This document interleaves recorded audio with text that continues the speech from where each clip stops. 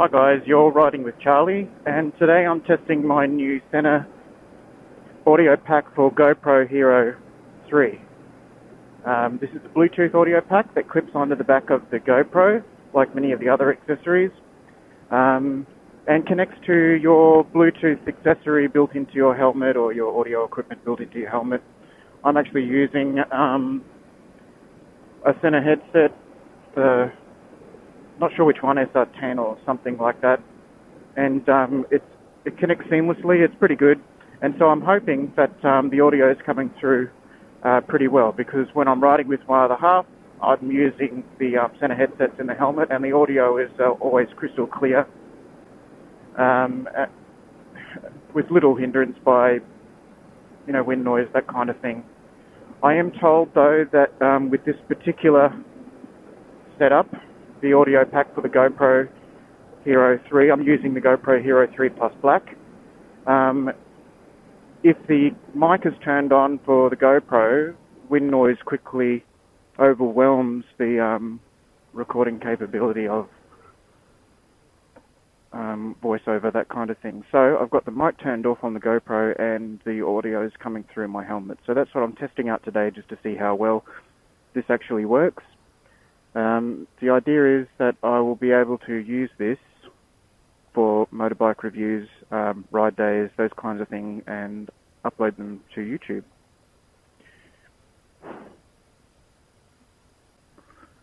So anyway, today is day after Christmas, so Boxing Day. I actually got this audio pack for my Christmas from my other half, which is great. I'd been for a couple of weeks now thinking about buying some audio equipment, but I was going to get some cabled stuff, run it through my helmet with the GoPro sitting on top of my helmet, and yeah, try to keep it neat and flush, but it turned out you had to buy the audio jack to fit the GoPro, plus the 3.5mm microphone with a thin enough lead to run through the vent in the top of my helmet without having to butcher anything, and to stick it up against the EPS liner inside my helmet and underneath all the padding, and secure a microphone somewhere inside my helmet. So have it all hardwired in was the plan. But then we saw on YouTube that there was a SENA Bluetooth pack for it, and I didn't really consider it because I wasn't sure whether it'd work or not, or if it was a bit of a gimmick kind of thing. But going by some very rudimentary testing at home, just in the living room, it seemed to work exceptionally well, far beyond what I expected it to do.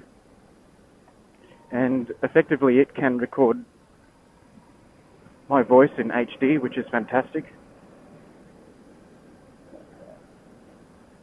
Although I tend to think that whenever I hear electronic playback of my voice, it sounds nothing like me.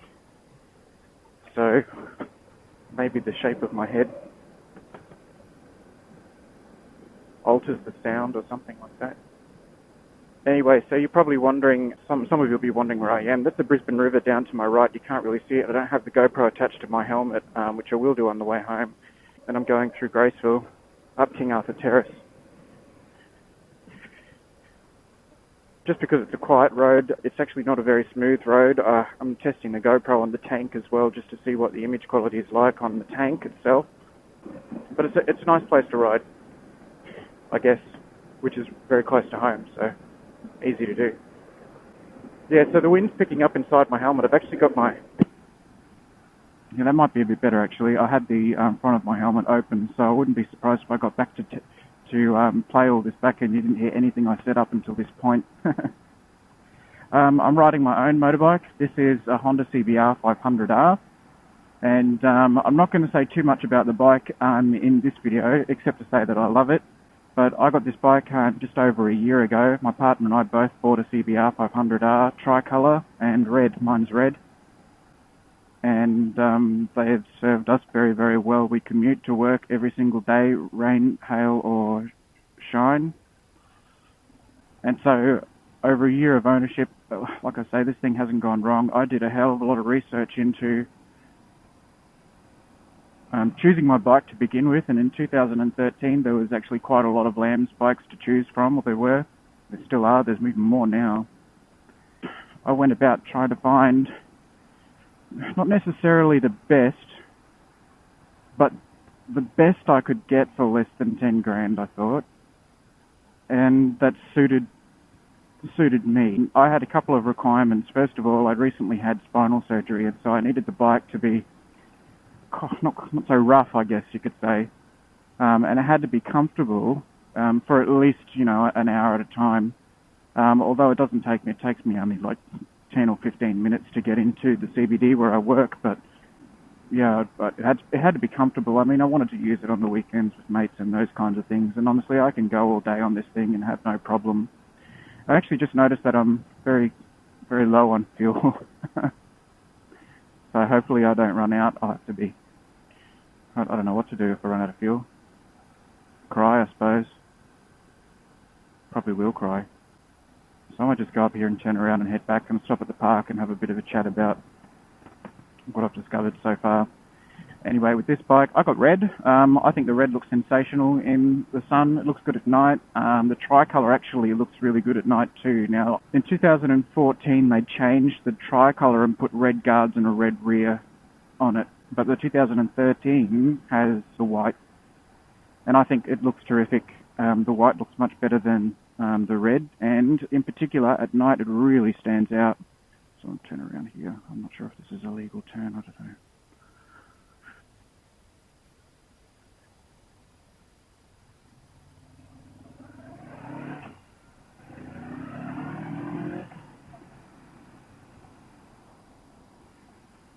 So I've been on a few ride days with this, with a couple of meetup groups online. We've done the Wivenhoe Somerset loop, up Mount Mee, over Mount Glorious, Mount Nebo, and all of those, down south to Mount Tambourine, where I once came off my bike. It was a very low speed, I guess you could say a low speed drop even.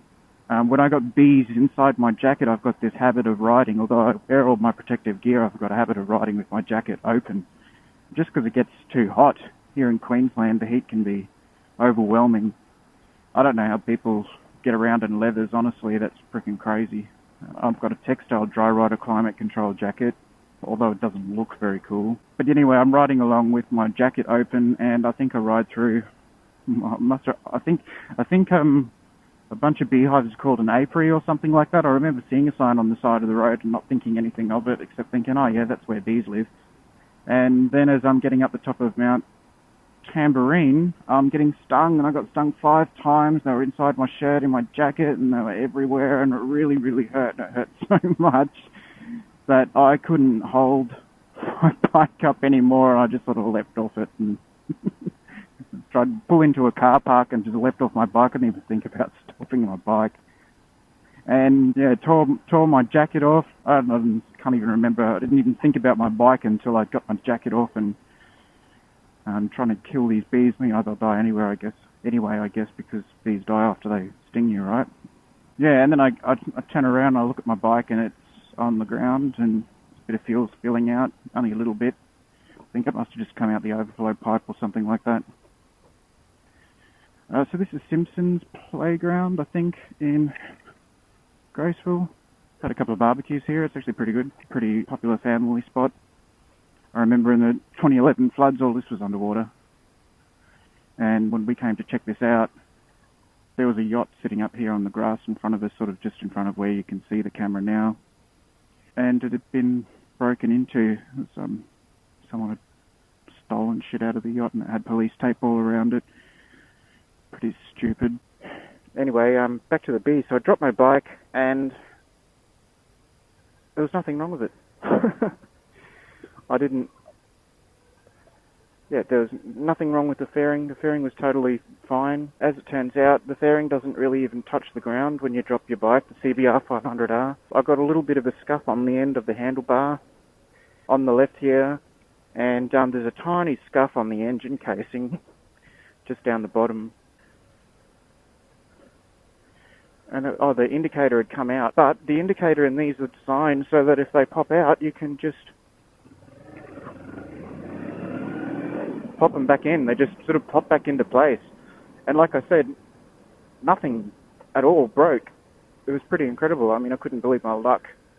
The only thing I had trouble with was the gear lever had been bent in against the side of the bike, and we had to kind of bend it back out because I had to ride the bike obviously back home from Tamborine, which it did fine. There was absolutely nothing wrong with it. The gear position was a little bit different to what I was used to, but I quickly adjusted. It wasn't too much of a problem, and it's since been straightened, so that was all right. And I didn't actually have to pay for anything to be repaired, and there was no cosmetic damage to the bike whatsoever. So these CBR500, they're a Lamb's bike, learner-approved motorcycle scheme for those of you outside of Australia. So one of the bikes the learner riders is allowed to ride. And obviously they're built to take a beating. And it was part of the reason I actually chose this bike, because when I went to look at all of the other bikes, the Lamb's bikes that were available, just close my helmet again, they were all, vents aren't even open. Just by comparison, nowhere near as good as the CBR500R. Fit and finish on this bike was way ahead of the Kawasaki Ninja 300, which had just come out. And I was very keen on that bike, and when I went to take a look at the Kawasaki Ninja 300, I was really disappointed. Well, not really disappointed, it's a really good bike. I shouldn't say really disappointed, it's just contrast to this bike, that's all. Not huge contrast, but I didn't think it was... I really like the look of the Kawasaki's. I love their look. The Honda plate is a bit safe. It looks a bit like a Firebird, I think, like the CBR1000RR.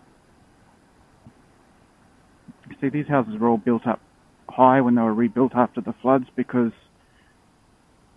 of flooding. This is all underwater. I mean, we had a mate that lives up the road up here on top of a freaking hill, and his house was flooded up to the second floor. So you can imagine how much water came through here in 2011. It was pretty crazy. I mean, pretty crazy shit. I actually don't know where I am. Or at least I haven't been up this... okay. So I'm really hoping this audio comes through. I really am just babbling. I don't know if I'll put this on YouTube or not. I'll probably edit it heavily if I do. But SENA audio attachment for the GoPro is... yeah, it's not a gimmick. It does work. From the little testing I've done at home, this will tell me quite definitively if it's any good on the motorcycle. Like I said before, I want it to do motorcycle reviews, those kinds of things. I want to test ride every bike out there. I love riding. I didn't know that. I mean, we got the bikes because we thought that it would be cheaper than commuting on the bus. See, we only live 7.5 k's out of the CBD. And so... it's not flashing yet. It's good. 7.5 k's out of the CBD and, $70 a week on the bus just to go that far.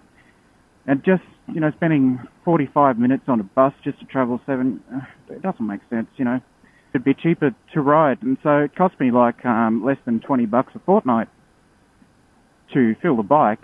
And it takes me much, much further than I need just to get to work and back. I mean, I can, put a few decent rides in there.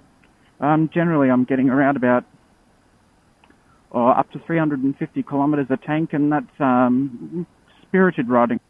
So a couple of qualms I've got with this bike. It's definitely quick enough. That's not the problem. I find the short gears, the first gear is a bit short, and although it's torquey enough to sometimes almost ignore entirely.